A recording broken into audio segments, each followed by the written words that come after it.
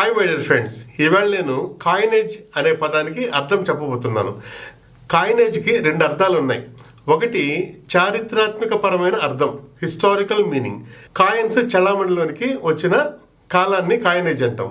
లిటరేచర్లో తీసుకున్నామంటే కొత్త పదాలను సృష్టించితే దానిని కూడా కాయినేజ్ అంటాం.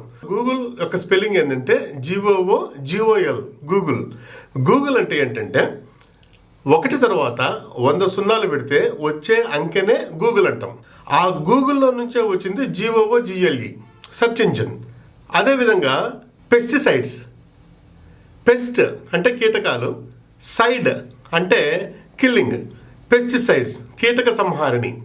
బ్రంచి బ్రేక్ఫాస్ట్లో నుంచి BR తీసుకున్నాడండి, లంచ్లో నుంచి UNCH కలిపి బ్రంచ్ అయింది.